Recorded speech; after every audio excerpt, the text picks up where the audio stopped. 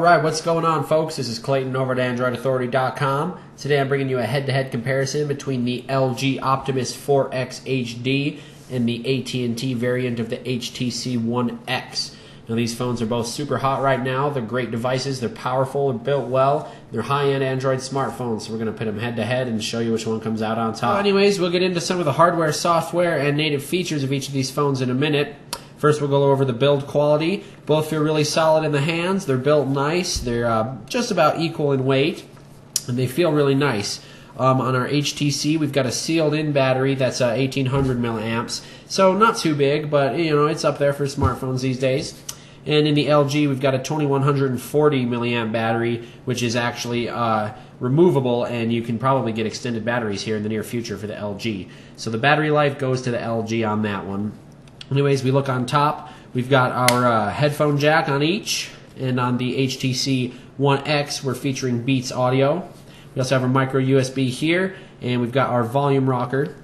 Now on the LG Optimus 4X HD, we've got our volume rocker right here, as you can see, and we've got our power button here on top.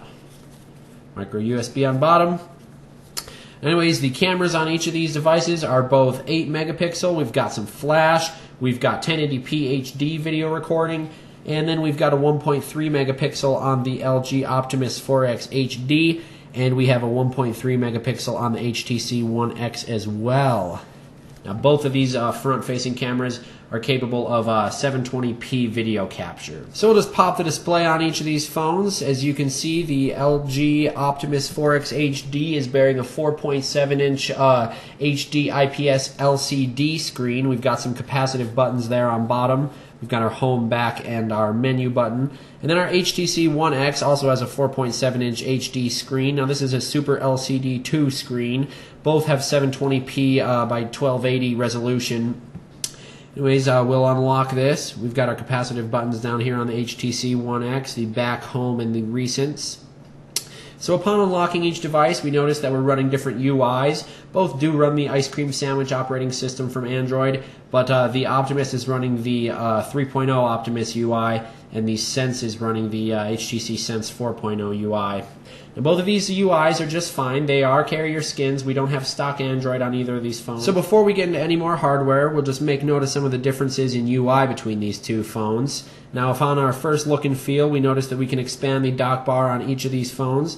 Simply drag an icon down and we can create a folder in the dock bar of the HTC One X, or we can drag an icon in and actually expand the number of icons we're holding in the dock bar of the LG Optimus 4X HD. Now, the cool thing about the 4X HD is that every single icon is customizable and resizable. So we can choose the edit here, and we'd actually be able to choose which icon we want to represent that, and we can even create a photo icon and resize it. Now, the HTC One X lacks that feature, but much like the LG Optimus, you can grab an icon, move it to a folder. Very simple, unlike the Galaxy S3 where the TouchWiz UI makes that a little difficult. Anyways, we've got our native widgets on each. A lot of cool stuff. We've got a lot of clocks with HTC as usual, and we've got some cool clocks and weather widgets with the LG as well. Anyways, we'll pull down a notification bar. So you can see in the AT&T version of the HTC One X, we don't have any notifications, so it's lacking much of anything in the notification bar, whereas on the LG we have all of our different toggles. We've got a quick memo, sound, Wi-Fi, Bluetooth, all that stuff, and we can actually edit which toggles appear there.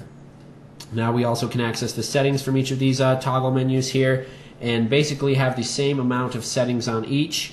Of course, we've got our Wi-Fi, our network settings, Bluetooth, mobile. On each we have NFC, and we can use the Android Beam to transmit data, apps, videos, you name it. On the HTC we can actually personalize by going through here. We can choose the scene.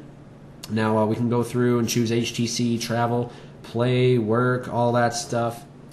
Now, much like the themes on the HTC One X, as we can see here, we do have some themes on the LG Optimus, accessed by going on the home screen options.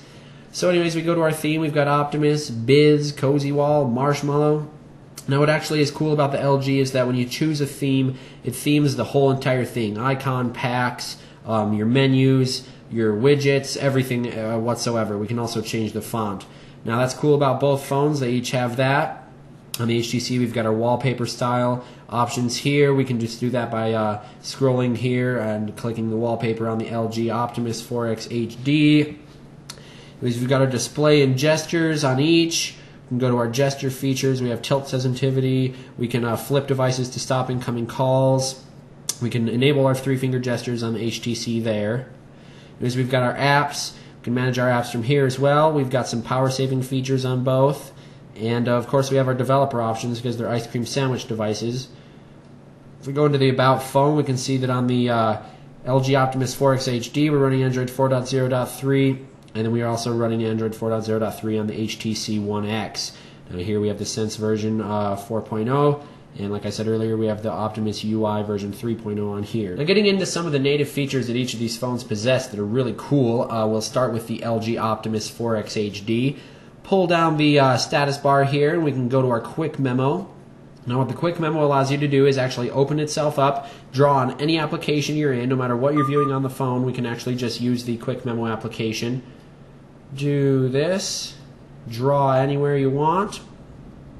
It's all good there. We can save it, we can erase, and we can share it with people. So if we're in an app, want to create a memo, show some people some stuff, send them that. Based on the LG, we can access our recent apps by holding the home menu. That's where we will swipe them away, much like the stock ice cream sandwich Android task manager. Then on the HTC One X, we have our dedicated button where we can swipe away simply by flicking upwards. Takes a little more time and it's a little more tedious, but it does have a nicer user interface. This looks pretty cool. So we do have our camera, and when we're just shooting a photo, we can click. Both are actually pretty fast. We can access our camera options on the top here on the HTC One X. Choose if we want to use the main camera or the front-facing camera. We've got our self-timer, our image resolution options, video quality options, the duration, the white balance, video camera options. We've got our settings here on the LG Optimus 4X HD. We've got our flash, brightness, focus, image size, the white balance, of course. Geotagging, that's a recent feature on a lot of phones. Then we switch our front-facing camera there.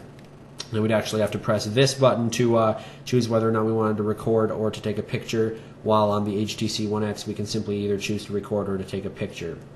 Anyways, HTC One X does have the burst mode that the LG Optimus 4X HD is lacking. So web browsing is going to be basically about the same thing. We've got our controls down here for add, bookmark, saved, and tabs, as well as our menu up here on the HTC One X where we can enable Flash Player and view the desktop site.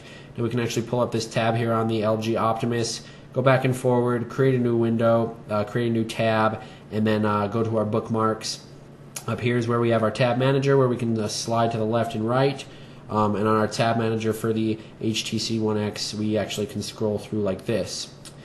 Now they're basically the same web, so it's not worth getting too much. Each of these phones are awesome, guys. I would suggest checking them out for yourselves if you're in the market for a high-end smartphone. Both are sexy, they're powerful, they're fast, and they're going to get the job done. So stay tuned with AndroidAuthority.com, guys, because there's plenty more where this came from.